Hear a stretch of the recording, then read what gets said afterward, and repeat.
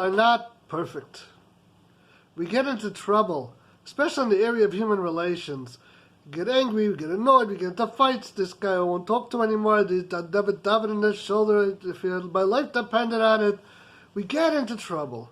So be very valuable to learn how to get out of trouble. How do you de-escalate a situation? I'd like to give you an example of getting out of trouble, of how to calming things down. Now, this is a story I heard from my Rebbe, Rabbi Moshe Aharon Stern, the Mashgiach of the Kamenetz Yeshiva. His duties in the yeshiva was to oversee the development of the students, their character refinement, but among his duties was fundraising. Fundraising's fun, that's why they call it fundraising. He would travel all over the world, and wherever he went, he left an impact. He didn't just fundraise. He left his mark in any place where he was, and people flocked him for advice. They tracked him down. And he had very many close encounters with people. In general, he would collect from supporters of the yeshiva.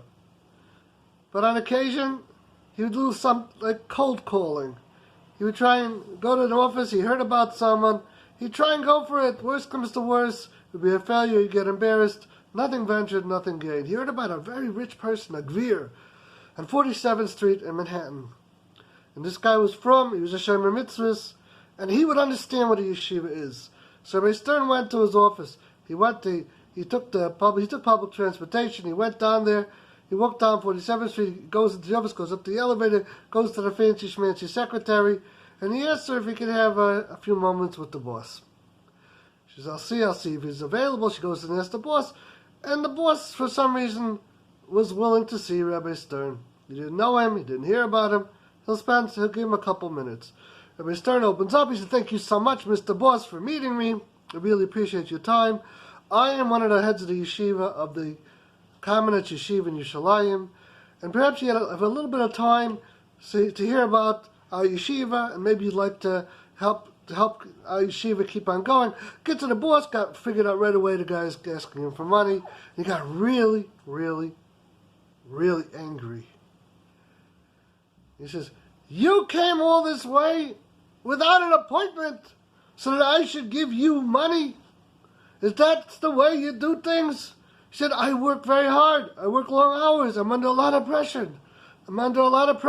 I give my life to the business. I eat it, I drink it, I do everything. And I should do all that just to give you money? Did you work for it? Do you deserve it? Why should I give it to you? If you came here for that, you've wasted your trip. You're wasting your time. I'm not interested in giving you money. Mr. Stern waited until he was finished his diatribe, calm, in control, and then he looked upon him with his kind eyes, with a pained expression. He said, evidently, you're having a hard day. Something went wrong. I don't have to know what it is. I could tell. And apparently it's my fault. He said, I didn't do it intentionally. There was nothing I said or I did that would evoke such a response. But I was the trigger. And because of me, you got upset and you got angry and I caused you pain.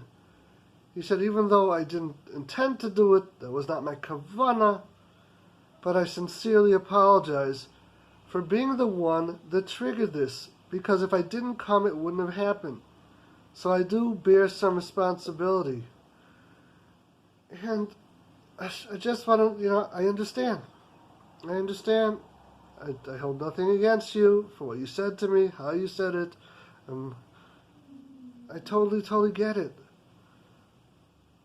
But I want to leave you with a bracha. Whatever it was that caused you to be on such a short fuse, whatever's really bothering you, it's not me. I understand it's not me. So may Hashem have compassion on you, and I bless you that things should get better. And he turned around, he walked down to the office, down the stairs, or probably the elevator, and down to 47th Street. Walking down the block, he gets maybe like a block or two, and he hears someone running after him. He turns around, he sees the boss is running after him. He says, Rabbi, please stop, don't go. Please, Zeit Michael, come back. He turns around, he goes back with him, go back to the office, and the rich man says, please let me explain. He said, I am responsible for 55 employees, and they do what I tell them to do. And we have a very, very high-pressured and successful business. We make a lot of money here. And that money is built on hard work and success. And the people that work for me, I demand that they succeed. And they have to do whatever it takes. And they fall short because I push them really hard. And when they do, I can't tolerate it. I can't be compassionate. They have to do the job. They're married to the job. Leave their problems at home. They come to the job, they're totally mine. I own them. They work for me. And if they don't measure up, I call them in there. And then I get angry at them. And I yell at them. They're letting us down. They're going to hold us back. And when I do that, invariably, their response is that they yell back at me because they have righteous indignation, because they know that they don't deserve to be yelled at. So they yell back at me. And when they yell back at me, you know what I do to them? I yell even louder. I outshout them. And then eventually things escalate to the point where I tell them, if you want your job, you better just stifle. Suck it up. Get out here and do your job. I can find someone to replace you. And then they do. And that's how we get things done. That's how I do things.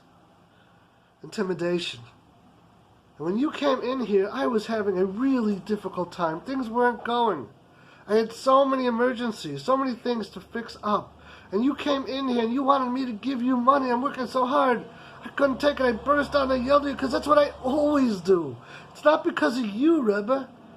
It's because that's what I do. When I'm faced with a problem, I always yell. And then I expected you to yell back at me because I know that you didn't deserve it. And you know you didn't deserve it. I thought you were going to yell back at me. But you didn't. You just sat there patiently, complacently. And then you looked upon me with compassion and a bit of pity. And then you said you forgive me and you understand me. And then not only all that, on top of the whole package, you gave me a bracha. I yelled at you and you gave me a bracha. I yelled at you and you didn't deserve it. You gave me a bracha. And I was so shocked I couldn't move. I was paralyzed. You walked out of here. I let you walk out of here. I didn't stop you. But when you went out, all the anger drained out of me. And then I asked myself the following question. Why was I yelling at you in the first place? This all started because I yelled at you. And I couldn't come up with a satisfactory reason. And I ran after you to get you. I'm so thankful you came back. Rebbe, please be meichel me. And of course, Rabbi Stern said, you have nothing to worry about. I don't have anything against you. I was meichel you at the time. I understood. It wasn't me. You had a very hard day. And I gave you a bracha because I meant it. I meichel you. And the guy was so grateful. And Rabbi Stern turned to us. It was like a small group. He was teaching a small group, and he said with a twinkle in his eye, and he gave a very nice donation to the yeshiva. We can't avoid getting into trouble.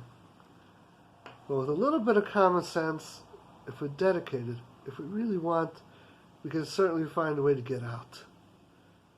May Hashem bless all of our efforts to make ourselves into better people.